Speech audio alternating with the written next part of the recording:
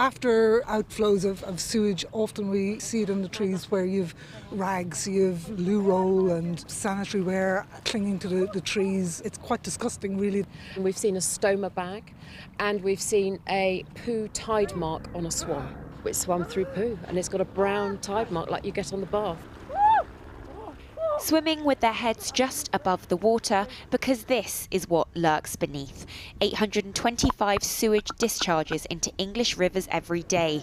These swimmers in Henley-on-Thames say water companies are treating rivers like sewers. The water companies policing the water themselves, it's like marking your own homework, you know, it's ridiculous. There is no independent authority, that's properly funded. Labour say the problem is even worse. From their own research, every 2.5 minutes, sewage dumping occurs, including near the House of Commons. Mr. Speaker, do you know that raw human sewage is even being discharged moments away from this very House of Parliament? Now think about that when members go to vote. There is no place exempt from the Tory sewage scandal. And what a metaphor for the last 13 years of a Tory government. Dragging the government into Parliament today, the opposition forcing a vote on its own draft legislation to make monitoring sewage outlets a legal requirement and give automatic fines for sewage dumping. In a sign of just how wide support for cleaner water spans, cheering from the wings of the public gallery today, former Undertones frontman Fergal Sharkey. The general public have gotten wind of this. There's a poll out today, 90% of people are appalled by the state of our rivers. They want government to fix it. This isn't going away any day soon, so government better start doing the right thing and just fix it, and do that sooner than later, because it is going to cost them votes. But before that, the government seemingly trying to get ahead of the debate, releasing their own news. A written statement from the Environment Secretary saying she would cement existing discharge reduction plans into law. You know, frankly, a lot of this plan that he sets out is pointless because it's already being done. And to some extent, you know, frankly, we were talking about food. I guess the honourable gentleman has taken up growing magic mushrooms. You know, he's trying to keep the... They didn't publish this data, they weren't monitoring it, they kept people in the dark and they fed them BS for all the time they were in government. The ayes to the right. Knowing this vote on an Opposition Day motion would never get support from the Tories, Labour now accused of using the Commons for campaigning. They even had a fresh advert mocked up today squarely aimed at the Prime Minister, and then personalised infographics ready for MPs to tweet out. But Conservatives were also quick to respond with their own. They know too this issue has been storming up the political agenda. I think it is local election panic, and once all this has gone past, all the bluster's finished, they'll forget. It's the same old thing over and over again. Until we actually see a change, you cannot trust anybody in the government to actually make a difference. Muddied are the politics of clean waters. What is clear, it's a major issue for the public who swim in them. Well, earlier I spoke to the Conservative MP Philip Dunn, who chairs the Commons Environmental Audit Committee, and Christine Jardine of the Liberal Democrats. Philip Dunn, why did it take an opposition debate to get the government to make targets legally binding?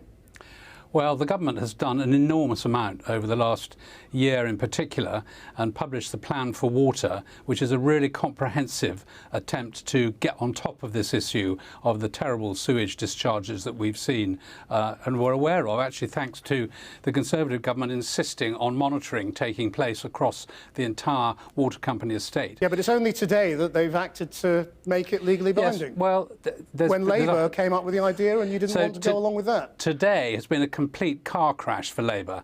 They attempted to hijack this issue. Why the government didn't act until today? Well, the government has acted on a host of things, and today we have voted for legally binding targets. We had targets already. They were established at the beginning of the year, and today we made them legally binding. Well, we said we would, and we'll introduce a statutory instrument to do that. Christine Jardine, I mean, whatever the politics, they've acted. Now, what we've seen today from the government is some jiggery-pokery, so that they've actually, in effect, blocked the bill with no dates for when it will be introduced or readings.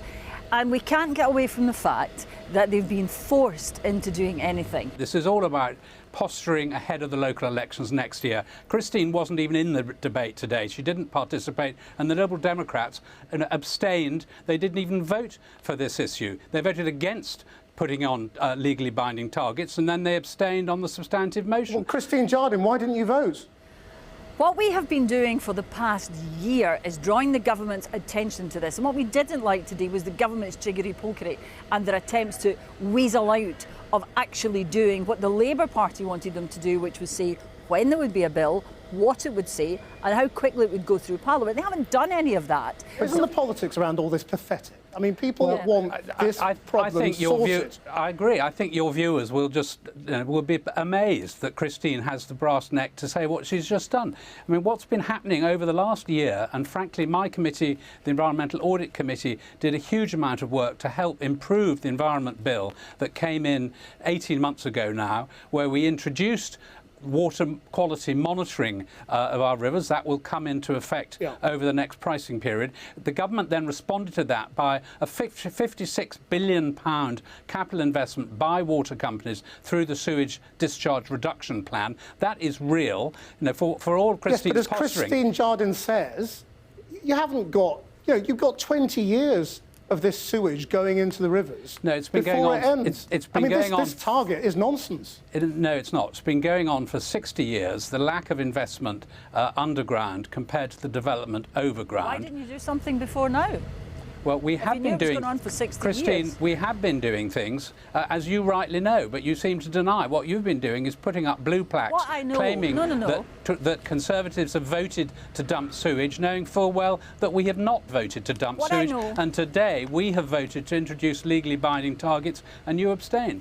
What I know is that you have allowed 1.75 million tonnes of sewage to be pumped into the rivers last year. Like I said, that's an average of 825 times a day for a year. So last year, now, as that it is happens, just Christine, not good what enough. happened last Why didn't year? you do anything then? Why did you let that happen before you acted? Christine, it was only when you were put under pressure by ourselves. Well, she's made some allegations. What happened last year was actually there were 19% fewer sewage discharges, and the duration was down by a third. So there was a significant reduction in sewage discharges last year, mostly as a result of the dry weather. But the actions that are being taken by government to compel water companies to invest in fixing this problem are happening right now. It's happening across the country. As came up in the debate today, there's a lot of upset in Tory MPs that they are being painted out by you and Labour as having voted for sewage discharges. Is that how you would describe Philip Dunn as having voted today? I would describe him as having not taken the opportunity over the past few years. He says it's been 60 years, and he admitted himself that numbers were down last year because it was very dry. We had a drought in some areas.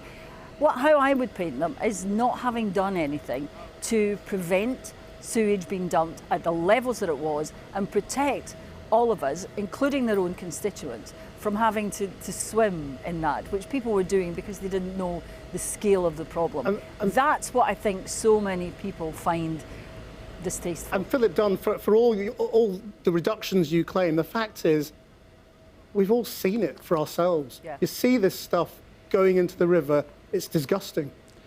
Look, I have been at the forefront of this issue for the last 3 years since I've been chairing the Environmental Audit Committee. Nobody in Parliament, nobody, including Christine, has done more than I have to highlight, raise awareness of this issue and to ensure that government is acting. Government is acting. Christine's proposals would be to add over, the Labour Party proposals, to be fair, would add over £1,000 to customer bills and would consume all construction capability in this country for the next X years. Which hospitals and schools and other projects would she rather see not taken into effect if all the capital investment were to go into fixing this problem overnight? It's just not real.